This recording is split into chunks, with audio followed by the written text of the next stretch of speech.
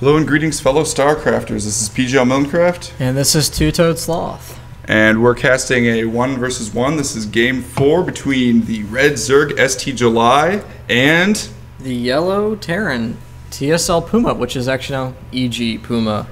Yes, his name is in fact a lie. He's lying to us intentionally. He's trying to deceive us. He's actually on the team Evil Geniuses. And this is a series from the NASL Open, or NASL Open. NASL. If we call it NASL. NASL Open. And it's Puma's in the lead now, 2-1. Yep, he is in fact up 2-1 to JulyZerg. This is a best of 5. And so if TSL Puma wins this, you will be able to advance, I guess, the next round. I don't believe this is one of the playoffs. But I'm not sure exactly from which round of the NASL it is. So far, we've seen great Hellion harass from Puma, really throwing July off his game. The second game, he just slipped in his base and entirely roasted all the drones. All of the drones. There were 6 left. The second game, the harass just completely threw July off. He just overcommitted to roaches and just fell too far behind. Yeah, then he decided to go massive banelings without any baneling drop. I was very confused by that decision. Yeah. It's some disappointing play from July, given how good of a player he is and some of the better matches we've seen from him. So, well, hopefully he can turn around this game. Yep. And so we're going to be able to see that. Looks like that's actually a very early barracks from Puma, so it's a 2-rack. So this is a Macarax. Oh, and he spots it immediately, too. So. Macarax. TSL Puma did, of course, know that he was spotting it as he saw the Overlord before he started building that second barracks. But it looks like he's going to be trying to apply some pressure. Unfortunately for him, JulyZerg is not, in fact, going for the hatchery first, so he will have lings out in time. It's possible that July actually decided to do that after he saw the second barracks. But that first barracks was actually built at 10 supply, which is normally when you build your supply depot. So it was a very early barracks, and it looks like TSL Puma is going to try to apply a lot of pressure here. You think this is yeah, this looks almost like an all-in build right here. It's very surprising. I don't want to say that he's not going to go all in, because it's possible he could be going all in, but I would say it's unlikely. Most likely he's just going to be going for a bunker rush. He's going to be building a bunker with this SCV, and I think he's probably just going to try to snipe the second hatch in. But yeah, basically keep JulyZerg on one base. And that's what he's doing with the SCV right now. He's going to be able to scout with it before the Zerglings get out, and he's going to be able to group up a bunch of Marines and see if he can deal with some damage with that. And possibly he's going to try to expand underneath it. That remains to be seen, though. I mean, he's still supply locked at 19. That's an interesting move. We does have a supply depot coming, so and the Marines are building, so he's not actually supply locked quite yet. So that was actually very well timed.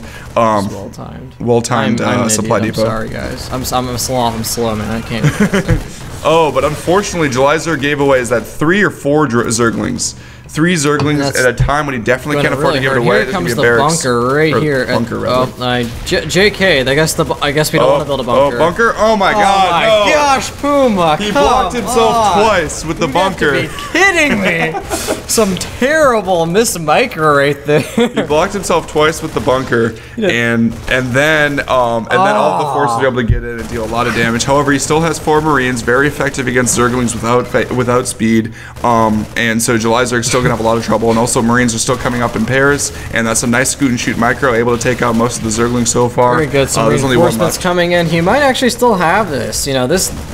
He is gonna take out that queen. Very big loss. That's a huge bust, and this and the Overlord's gonna go out too. Overlord's gonna go out. That is not gonna supply block him, but it's gonna come close. And there we go. He decides, in fact, and speed is done, and this is going to end this. Yeah, absolutely. Right now. Goodbye, Marines. I mean, if you would have got that bunker down, that might have been GG right there. Although I will say the bunker placement is a little precarious because you could just put a queen on top right here and go ahead and deal with all the forces. I think he got a little too greedy trying to go for the ramp and reinforcements. He probably, I think positioning it just after the second hatch might have been a better call. Yep, that's true. Also, not blocking his bunker with his Marines would have been a good call as well. Twice. And failing to realize it twice. Well, I mean, he did soon enough. He did realize it, but and he did do some good job. We don't want to ride him too much. He's a very good player. And he was able to expand underneath this. He wasn't going for the all-in. And one of the ways to tell that, of course, is that. I mean, interestingly enough, both players right now are kind of evenly matched. I mean, they're both at similar supplies. Well, but it is worth noting that Puma is actually 5 ahead on supply, 4 ahead on supply. Well, now. I believe this is a time. You wait until it finishes supply. Sure. But he is, in fact, ahead on supply. I believe he's ahead on workers as well. He is 5 ahead on workers. He was able to get a lot of drone kills. We can actually check. Whoop. the amount of worker kills he gets. He got 5 worker kills. 5 to 2, so, yeah. So pretty good job on his part. Those 2 worker kills were the 2 SCVs that Puma decided to send to his deaths, and now they're both on 2 base. So Puma is definitely at a lead here. Remains to be seen if he's going to be able to hold that lead or not. He also got double gas right after his command center was started, and is getting a factory as well with the first 100 gas that he got. Do you want to make a bet as to what he's probably going to go for there, Kevin? I'm pretty sure he's going to be going for probably anything but Hellions. Thors, right? Thors? I think it's going to be a mass Thor. It's going to be a Thor push. Is most likely what he's going to do. I doubt he would go for Hellions. That wouldn't make any sense. No, it's entirely against his style. That's ridiculous. Looks like he is getting a bunker. Actually, probably wants to prepare for a Baneling bust, maybe? Maybe. Or... You think the bunker placement may be behind the barracks, though, right? Oh, you mean to be closer up? Yeah, I'm just... I think the reason it's so far back is that Marine spawned on the wrong side. He probably knows more than... That Marine's like, let me in! He's like, no. There's Zerglings out here! Lift it up, please. The reason you put the bunker back, though, is to make sure that the extra Banelings that are busting the barracks don't able to get to the bunker and take it out. And JulyZerg has been known, and I've seen him win look at that games. sneaky SCV. Oh my god, because those Zerglings are on hold position. He's like, oh, I really made it? I thought I was going to be dead. Let me take this watchtower. Oh, that's no good. See if he's going to get taken out well before he gets to the base. What's going on over there? Up here? No, this little yellow spot over here. That's a neutral supply depot. Jeez. I'm a two-toed sloth. I'm a noob. But as I was saying, I have seen JulyZerg. Normally you can't Baneling bust rather through a barracks. But I've seen JulyZerg win games in which he's done just that. It wasn't on this map, but nonetheless, it's definitely doable. He has decided he's actually getting 30 Zerglings on the way. Stem obviously being done in siege tanks actually coming out too for Puma. Unfortunately, there's a lot of Marines as well. The Marines are going to deal a lot of damage, but looks like the Zerglings are probably going to take them out. But there goes the surround. Very nice full surround on those Marines. No more shooting for them. And they're just going to be taken out.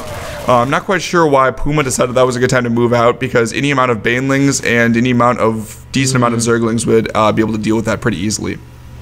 And he is actually getting siege tanks before Hellions. So it looks like he's going to be going Marine tank, very common build against Zerg. Yeah. It should be quite effective right now. I'm kind of still waiting around to see what July is going to transition to. Right. Unless he's going to go for, oh, there's the layers, so. Yeah, he is getting his layer tech right now. Very late layer tech, it's worth saying. He also hasn't gotten the gas. I think that shows how economically far behind he was. Is he wanted to...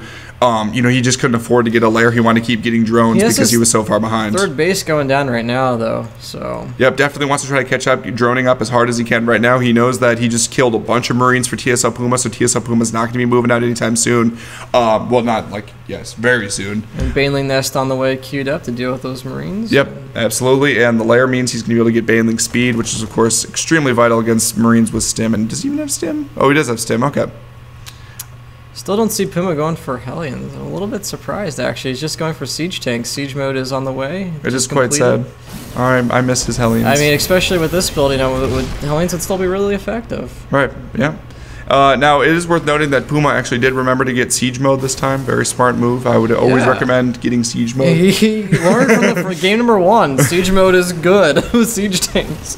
He's being very careful right now with his siege tanks. He's leapfrogging them slowly but surely. Not quite sure. I guess he just wanted to take the watchtower and kind of establish more of a field presence so that JulyZerg had a little bit less certainty. That poor Marine trying to take the watchtower, taken out by a field of Zerglings, and looks like another Marine's going to go up and actually be able to take out that Zergling and establish a field of presence there, but he'll be taken out pretty soon as well. The game of the watchtowers begins. And here are more Zerglings to take out that Marine. They say, no, we want to reestablish that watchtower. Oh, looks like we've got an Overseer. That Overseer was forgotten about and is going to be taken out, not before he goops the factory. Nice move on his part.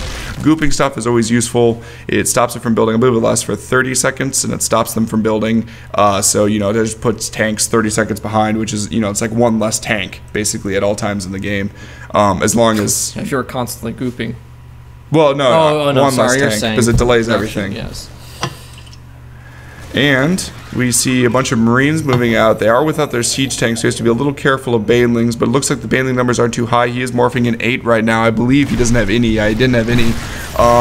Zerglings are going to counterattack against the tanks, and they chose the wrong time to siege up there because he's not going to be able to save. Oh, is barely able to save the last tank. Nice job, as he actually only has 4 tanks. Very important that you keep your tanks alive when the tanks are in such low numbers. Now on this push out here, he's going to set out outside, be able to take out the spine crawler with the siege tanks, and be able to protect his marines from banelings. Very intelligently, July has his Mutalisk back here to be able to cut off any reinforcements for EGPuma. And looks like the engagement's going to begin. Oh, and will the banelings go down? And Banelings. Oh, look at those banelings. Banelings did take one hit from the siege tanks, but a lot of them were able to hit the marines. The marines are doing a lot of damage to the Mutalisks, able to kill a decent amount of Mutalisks there. So actually, I would say that trade was fairly even. We can actually go to the unit loss tab and see that the resources are fairly close, about 700 apart, a little bit more for JulyZerg. I'm not sure if engaging full on with those Mutalisks was the right call for him. I think JulyZerg felt that he needed to do it to be able to clean it up. Yeah. It remains to be seen if that was the case or if he had enough lings, but he wanted to make sure to take out the rest of that force because, you know, not that many Marines can be pretty effective inside of a Zerg base just because their DPS is just so incredibly high. Looks like EGPuma is finally securing his third. It's a little bit late. He wanted to try to push out and deal some damage instead of going for a third base. So that's the reason for that being so late. It looks like those Marines are going to get taken out. I'm not sure. Oh, were those spotted in the watchtowers? I guess so. The Marines were actually probably just on guard to patrol back and forth to see if there were any forces coming out. And another push out from EGPuma. Not completely certain if this push out is a good idea or not. Oh, no, he's just taking the watchtower. He wants to make the watchtower clear. Yeah, Puma is definitely, as we've seen in all the games, he's really not giving way to the normal letting Zerg kind of have the map. He's really pushing back and trying to establish map control. Yeah, definitely wants to see. Yeah, definitely wants to try to push out, apply some pressure, make sure the Zerg player is building some Zerglings, although he has engaged in the previous times as well in positions like this. So it remains to be seen if he's actually going to try to push into the base. I would recommend against it, as he's going to get a very good... JulyZerg already has 4 lings out on the table, lings out on the map rather, and they can get very easily turned into banelings and deal a lot of damage in a flank attack to this army, and that might be exactly what he's doing here.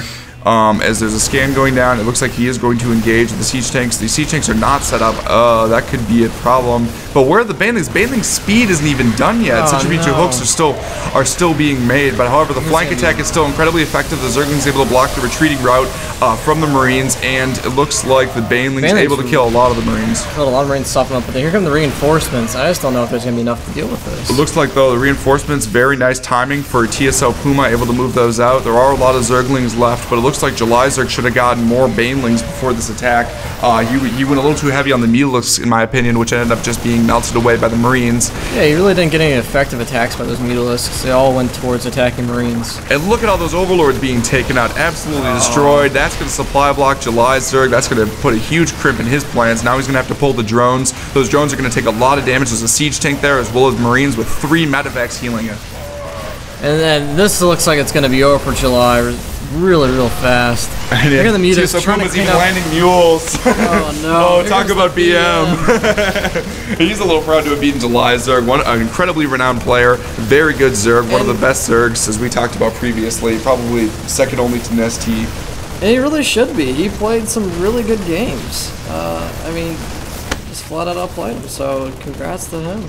Yeah, great job on his part. A lot of good harassment. I'm not sure. I mean, his push-out timings were a little weird, so I think in this game in particular, I would say that he kind of relied on JulyZerg being a little too greedy, going a little bit for more Mutalisks than Banelings than he should have, and spending too much gas that way. If JulyZerg had, like, let's say 10 more Banelings and the Banelings were in position at the bottom of his base, and JulyZerg had centrifugal hooks done, then I think that battle would turn out a lot differently. It would have been a way different game. I'm still a little disappointed Puma didn't go Hellions again, because they would have worked perfectly for the timing window of it. Yeah, that's true. Hellions would have been very effective. I think he couldn't really spare the gas for the additional factories that would be needed for the Hellions, is my thought. And so he just trying to switch it up a little bit. Of course, also Hellions can't be repaired by the medevacs, but they are quite effective against Zerglings, I will say, especially Zerglings and drones, and he didn't have his bases really well defended right there. Could have slipped them in. That's true. But he did a good job, great job pushing out, able to deal a lot of damage. Nice little setup here. And even though JulyZerg was able to destroy his first army and his second army a couple of times, the third army was able to come in. That got mostly destroyed, and then the reinforcements were finally able to take him out. So through repeated engagements and enforcement, EGPuma able to deal a lot of damage to JulyZerg, take an early economic lead, and just go ahead and pull through on this game. So some good games from JulyZerg and Puma. Puma pulled out 3-1 in this NASL game. This NASL game? Yep. So great match. Really great. I'm really glad.